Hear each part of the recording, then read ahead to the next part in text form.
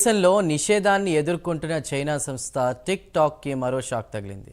అమెరికాలో నేటి నుంచి టిక్ టాక్ సేవలు నిలిచిపోయాయి. ఈ విషయాన్ని టిక్ టాక్ కంపెనీ తన వినియోగదారులకి నేరుగా చెప్పేసింది. అయితే యాప్ మాత్రం తాత్కాలికంగా అందుబాటులో ఉంటుందని టిక్ టాక్ మాతృ సంస్థ బైట్ డాన్స్ తెలిపింది.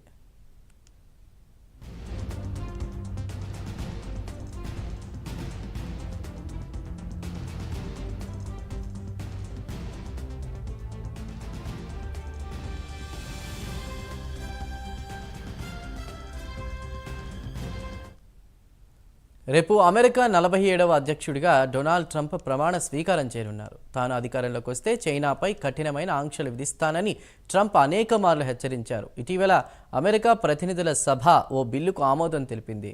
చైనా యాజమాన్యాన్ని వదులుకోకపోతే నిషేధం ఎదుర్కోవాల్సిందే అని బిల్లులో కీలక అంశం.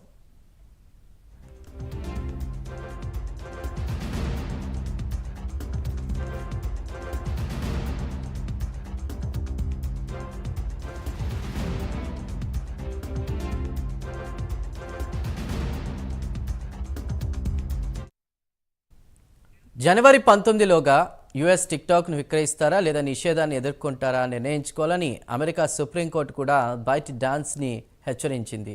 2017లో మొదలైన టిక్టాక్ని భారతదేశంతో పాటుగా అనేక దేశాలు బ్యాన్ చేశాయి. ఈ జాబితాలో తాజాగా అమెరికా కూడా చేరింది.